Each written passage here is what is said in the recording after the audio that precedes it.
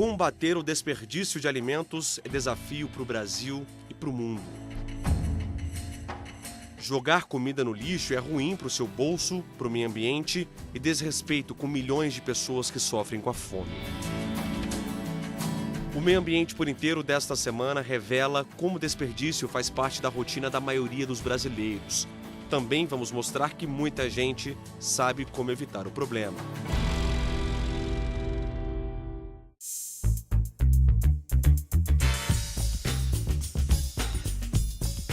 A rotina da Maria Lucineide, ou melhor, da Lúcia, como prefere ser chamada, é assim, na cozinha.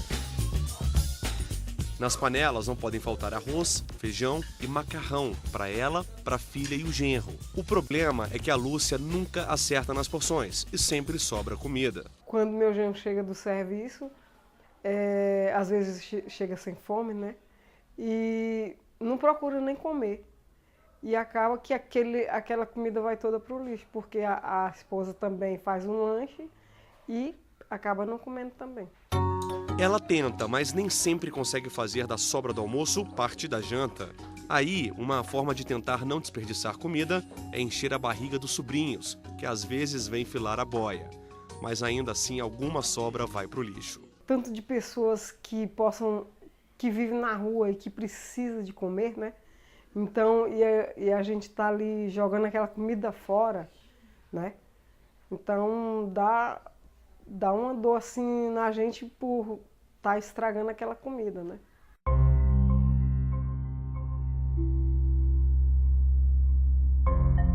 É um hábito que a maioria das pessoas tem e que precisa ser mudado. Lugar de comida é no prato, não no lixo. Aí surge uma contradição. Arroz e feijão, por exemplo, que combinam tanto e agradam o paladar do brasileiro, correspondem a quase 40% de toda a comida jogada fora no país. O estudo foi divulgado recentemente pela Empresa Brasileira de Pesquisa Agropecuária, a Embrapa, em parceria com a Fundação Getúlio Vargas, a ONU e organizações não governamentais. 1.764 famílias foram entrevistadas. Mais de 600 preencheram um diário alimentar com as informações sobre o desperdício de comida e mandaram fotos dos alimentos jogados fora. A pesquisa revelou que o arroz lidera o ranking de desperdício com 22%. Em seguida, a carne bovina com 20%, o feijão com 16% e, por fim, o frango representa 15%. O estudo mostra também que cada família brasileira desperdiça 129 quilos de alimento por ano. No final da cadeia agroalimentar, quer dizer, no âmbito da família, a gente não está falando apenas da perda da comida em si, mas também de todo o esforço que foi necessário para mover o alimento do campo até a mesa do consumidor. Então, com esse alimento também se perdem água, energia, mão de obra, todos os insumos necessários para cultivar o alimento no campo. Esse desperdício acontece no mundo onde cerca de 800 milhões de pessoas passam fome. A pesquisa também revelou que desperdício de alimentos está diretamente ligado com o comportamento do brasileiro. As classes menos favorecidas, por exemplo, ainda têm um costume de fazer uma grande compra mensal no supermercado. Aí, muita comida vai para o carrinho, além do que foi planejado. Resultado, boa parte do que se leva estraga. E você já sabe onde vai parar, né? O que explica a diferença entre as famílias que desperdiçam muito alimento e as famílias que desperdiçam pouco alimento não são as variáveis sociodemográficas, quer dizer, a renda, a região geográfica, a idade média da família, nada disso explica a diferença daquelas famílias que conseguem desperdiçar pouco, das famílias que desperdiçam muito. O que explica a diferença são os fatores comportamentais, quer dizer, a cultura da fartura, o hábito de gostar de uma compra abundante, mensal, logo após receber o salário, às vezes não planeja bem a compra, o gosto pela fartura na mesa também, essa cultura da fartura que acompanha todo o itinerário do consumo do alimento, isso aí é o que explica esse hábito de jogar comida fora em elevada quantidade em algumas famílias. Fartura, mesa cheia, variedade de alimentos. Aqui, diferente do que mostra a pesquisa, tem gente que já sabe como evitar esse problema. Eu compro para aquela semana. Eu acho um absurdo a gente jogar alimento fora e a gente tem que ter consciência, né? Ou seja, comprando 1, 2 ou 3 vezes por semana, você diminui o risco de comprar demais e desperdiçar. Eu só compro o necessário para o uso diário. Não guardo nada, não tenho nada em casa para mais que um dia. Então todo dia compra um pouquinho. Todo dia compro um pouquinho. O consumidor é exigente. Olha, observa cada centímetro do alimento. Se tiver alguma falha, deixa para trás. Né, Regina? A gente quer o melhor, né? Novinho. A gente quer uma coisa boa, né? É isso. Desperdício em casa, nos supermercados e também no campo. O Meio Ambiente por Inteiro percorreu cerca de 60 quilômetros da área central de Brasília até a propriedade da família do Frederico, em Braslândia. São 20 variedades de hortaliças em 20 hectares de plantio. 40 funcionários ajudam a plantar, colher e preparar os alimentos para grandes redes de mercado.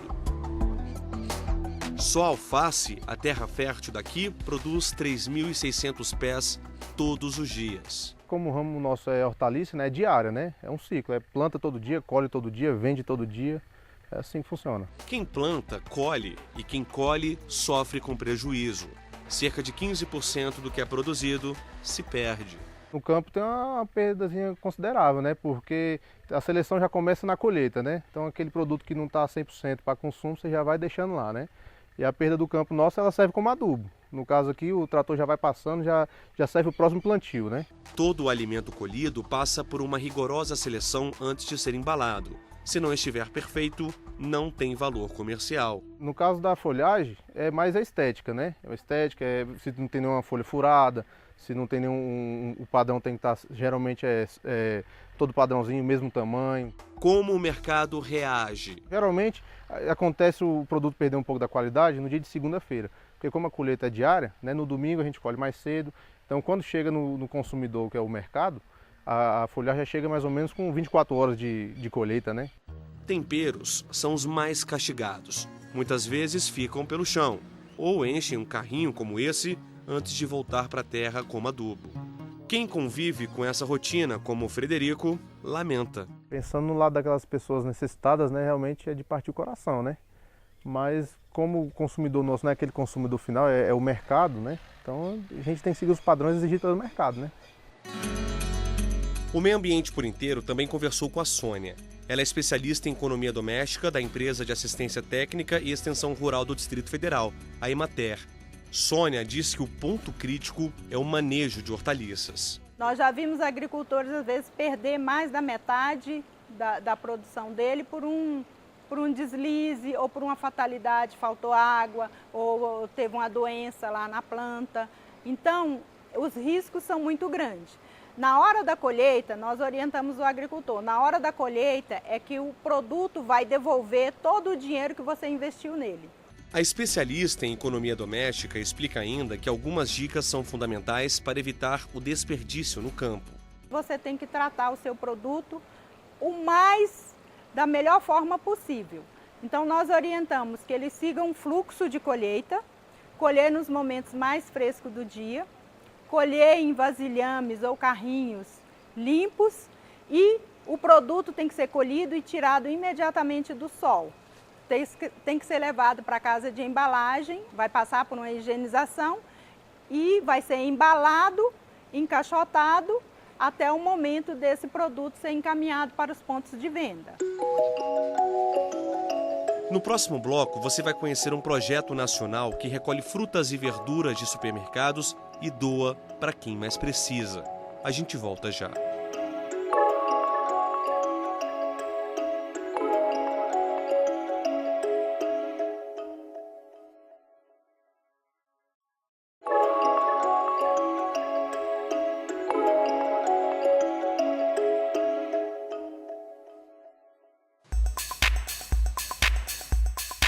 Nos mercados de todo o país, a cena é a mesma. O olhar é criterioso na hora de escolher o que levar para casa. Dizem que compramos e comemos primeiro com os olhos. A preferência do consumidor é sempre o alimento impecável, sem defeito. Aí criamos um problema. Muitas frutas e verduras perdem um pouco o brilho durante o manuseio e o transporte, mas estão ótimas para o consumo. Ou seja, a comida que poderia matar a fome acaba no lixo. Esse produto que perde esse valor de mercado, se ele tivesse na minha casa ou na casa de qualquer consumidor, a gente apenas tiraria aquela parte que estava estragada e consumia. Já quando a gente vai exercer o poder de compra dentro do supermercado, a gente já compra com os olhos. Então aquilo não está legal para compra, mas para uma instituição carente, para uma instituição que necessita, aquilo ali é uma bênção. Foi pensando nisso que o SESC teve uma grande ideia: fazer do problema solução para empresas e instituições carentes. De quebra, o projeto ainda ajuda a preservar a natureza. Com tanta sobra de comida boa, por que não criar uma ponte para fazer com que o alimento chegue a quem precisa? Há uma década e meia, o Programa de Segurança Alimentar do SESC combate a fome e o desperdício.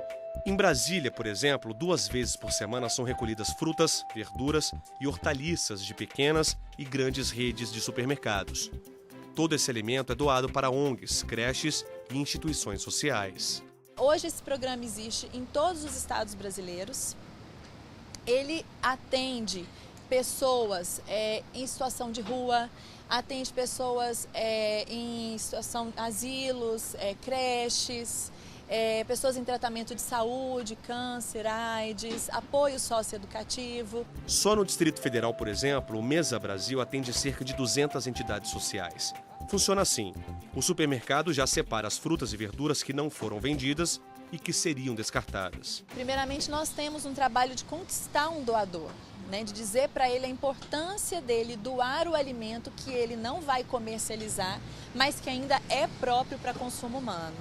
Depois vem uma equipe nossa treinada, com carro identificado, com camiseta, todas essas pessoas identificadas, elas vêm, recolhem esse alimento que o mercado, aquele parceiro separou e coloca no nosso carro. A gente faz um roteiro na cidade, de acordo que a gente busca esses alimentos em vários outros mercados, levando depois para um banco de alimentos. O banco de alimentos fica nesse galpão do SESC, onde toda a comida é armazenada. Todos os dias, representantes das instituições vêm receber a doação. O Mesa Brasil já recolheu, doou e ajudou a alimentar milhares de pessoas. Foram 3 toneladas de hortaliças e frutas.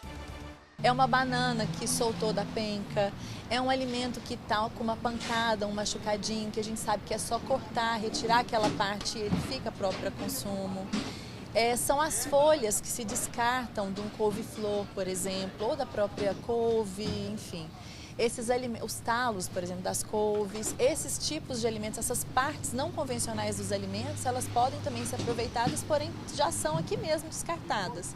Carla explica que o programa ajuda a reduzir o custo das empresas que teriam de dar destinação correta para os alimentos que sobraram. A iniciativa ajuda a diminuir o impacto ambiental e, o mais importante, enche a barriga de quem um dia já teve o prato vazio. A comida que vocês recolhem mata a fome de muita gente? Sim, hoje nós temos no Distrito Federal atendidas com essas doações 60 mil pessoas. Do Banco de Alimentos, fomos visitar esta creche em Samambaia, a 40 quilômetros de Brasília, que é atendida pelo programa. Agora você pensa junto comigo. Imagina só a quantidade de comida para alimentar 150 crianças que fazem 5 refeições por dia. Café da manhã, lanche, almoço, lanche da tarde e jantar. Bastante coisa, né? Hoje, por exemplo, no cardápio da janta tem arroz carreteiro, um vinagrete muito caprichado e uma salada maravilhosa. O que a gente entende por isso? Que se não fossem as doações que nós acabamos de mostrar, essa fartura não existiria. Quem trabalha com crianças, com entidades sem fins lucrativos, está sempre passando por dificuldades. Se não fosse o Mesa Brasil, não saberíamos se estaríamos na ativa até hoje, porque as dificuldades são grandes, a crise está aí para mostrar, né? Então, assim, a gente agradece muito essa parceria, os parceiros estão sempre nos ajudando. Comida fresca, nutritiva e que dá energia para tantas crianças. Já são 28 anos servindo com amor. Nessas quase 3 décadas, vivemos a fase em que o estoque está mais cheio. Comida para as crianças? Sim. Hoje não é mais motivo de preocupação. Eu me sinto maravilhada, né? Eu venho de uma comunidade também muito carente também, já passei muitas necessidades, eu não tive essa oportunidade que essas crianças têm Então, assim, eu vejo o esforço de todos os envolvidos aqui presentes para manter esse sonho.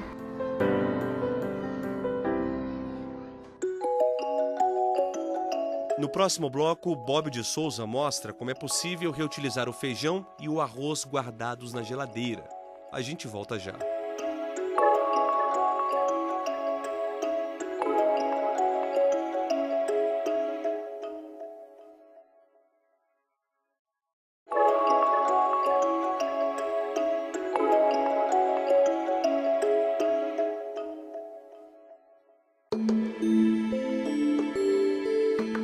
Jogar comida no lixo costuma ser comum no Brasil.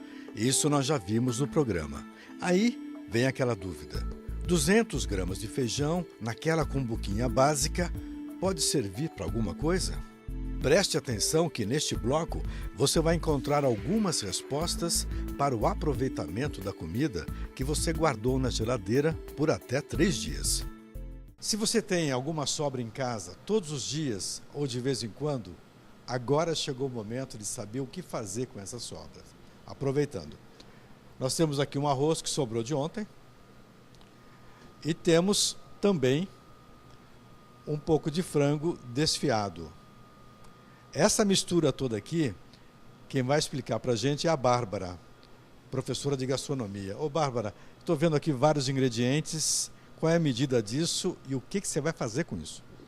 Bom, hoje eu vou preparar uma torta com a base de arroz, tá ok? Um arroz que pode ser um arroz que sobrou.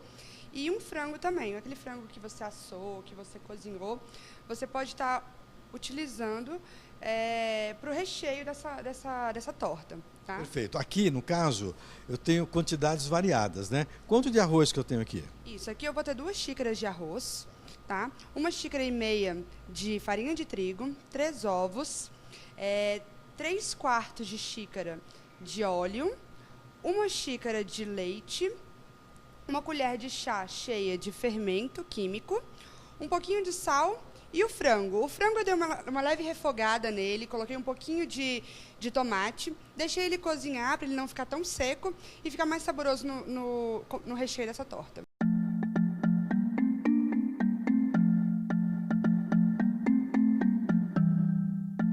Colocados os ingredientes, é hora de bater tudo em um liquidificador, até a mistura ficar homogênea. A massa precisa ficar úmida, a ponto de ser despejada em uma forma.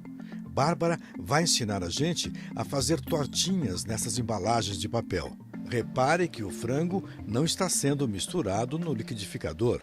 Aguarde que logo ele entra em cena. A aluna de gastronomia Cisa Cordeiro ajuda na receita. A mistura fica pronta em cerca de 2 minutos. Bárbara dá mais uma lição sobre o reaproveitamento de comida. A melhor maneira da gente não estragar alimento seria congelando. Então, se você viu que você não vai consumir aquilo no mesmo dia, congela. Muitos alimentos, a maioria deles, dá para ser congelada por até 90 dias sem nenhum prejuízo. Sem aditivo nenhum. Sem aditivo. Só que, lógico, a gente tem algumas restrições, tá ok? É importante você ter o cuidado ao manipular esse alimento, uma segurança alimentar, tá ok? Então, toda essa questão de boas práticas é muito importante na hora que você estiver fazendo uma comida. Se na geladeira a comida pode ficar até 3 dias, congelada, ela dura até 3 meses. Massa homogênea, agora vem a montagem da torta de arroz com sobra de frango, preparado com molho de tomate para ganhar consistência mais pastosa. Lembra do fermento? Chegou a vez dele. Agora eu vou acrescentar o fermento, ok? Vou colocar ele aqui, ó. Todo esse fermento e homogeneizá-lo dentro da massa. E tudo isso vai para essa forma aqui, ó. Explica. Aqui eu tenho uma forma untada, tá ok? Passei um pouquinho de óleo, farinha de trigo. Venho com a minha massa. Agora ela vai acrescentar o frango, aquele franguinho que ela deu um tratamento com molho de tomate e tal, para não deixar tão ressecado. Ela está colocando aqui sobre aquela massa e depois você vai colocar mais um pouco de massa sobre o frango? Não, eu vou deixar assim. Conforme a massa vai assando, ela vai crescendo. O frango ele vai ficar um pouco exposto, mas a ideia é essa mesmo. Caso vocês queiram em casa colocar, não tem nenhum problema, tá ok? Vocês podem cobrir com mais massa. Essa porção serve 5 pessoas. Veja como é fácil montar as tortinhas, que podem ser congeladas por até 90 dias em porções para lanche. Quando a gente faz um alimento, você dá um sabor, uma característica para ele. Quando você reaproveita, você tem a oportunidade de fazer com que aquele mesmo alimento seja visto de outra forma, né? E com um novo sabor, o que é muito bacana.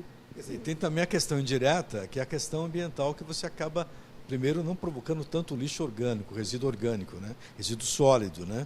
E você acaba transformando isso, antes dele ir para o lixo, em comida de novo. Com certeza. Hoje a sustentabilidade ela é muito importante dentro desse ciclo, né? A gastronomia faz parte disso. E a gente pode utilizar o alimento não só reaproveitando, mas utilizando ele de forma integral, né? Utilizando o máximo dele. Isso é muito legal. Vamos botar no forno? Vamos. Nesse forno, a torta maior ficará pronta em até 25 minutos, a 180 graus. As menores, com 20 minutos, estarão assadas. O trabalho não para. Aí, de repente, sobrou na sua casa o quê? Sobrou um pouco de feijão e você tem um pouco de carne seca. O que você vai fazer? Você vai criar um bolinho. Explica para mim como é que você faz isso. Bom, eu tenho o feijão, né? O feijão que você guardou do dia anterior, enfim, que ele é um pouco mais seco, um pouco mais concentrado. Eu vou misturar ali com um pouco de mandioca, tá? Então, partes iguais de feijão, mandioca e carne. Pode ser uma carne de panela, um charque, uma carne seca, enfim. Uma carne que você tiver na sua casa. Você vai misturar. Vou começar misturando aqui a mandioca. Perfeito. Ela só amassada. A carne. Bom, você vê que ela pegou a mandioca, já colocou a carne, vai deixando aquilo mais ou menos homogêneo e tem outros ingredientes aqui ainda, né? Uma gema de ovo acaba de chegar para dar aqui um charme, uma liga melhor. E agora sal, um sal ali a gosto, salsinha e aqui também cebolinha. A receita básica é a seguinte: 220 gramas de feijão e a mesma quantidade de carne e mandioca. Depois que a massa fica bem misturada, vem a formatação do produto. Com leveza, use 2 colheres e mãos à obra. Agora, a farinha de trigo. Depois, o banho de gema e clara. E por último, a farinha de rosca. Nossa assistente Cisa já está a postos. 2 minutos e pronto, com a gordura a 180 graus. Acima dessa temperatura, o bolinho pode até se romper na frigideira, mas aqui não. O processo termina bem. Olha só a finalização do prato. Com maionese, cebolinha, salsinha e raminhos de cibolete. Pronto? Prontinho. Ele já estaria pronto para ser degustado? Com certeza. Eu sou o primeiro? Sim. Isso é maravilhoso. Com licença, eu vou ter que fazer uma... Com licença aqui um pouquinho.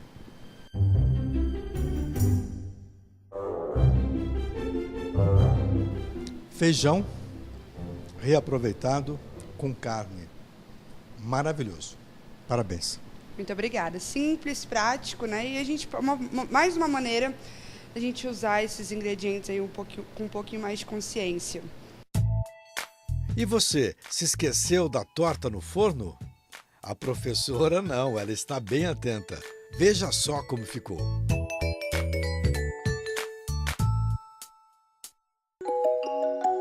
E assim chegamos ao final do Meio Ambiente por Inteiro. Para rever este e outros programas, acesse tvjustiça.jus.br. E se quiser mandar um e-mail para a gente, o endereço é meioambienteporinteiro@stf.jus.br. Acesse também o nosso canal no YouTube, TV Justiça Oficial. Até a próxima!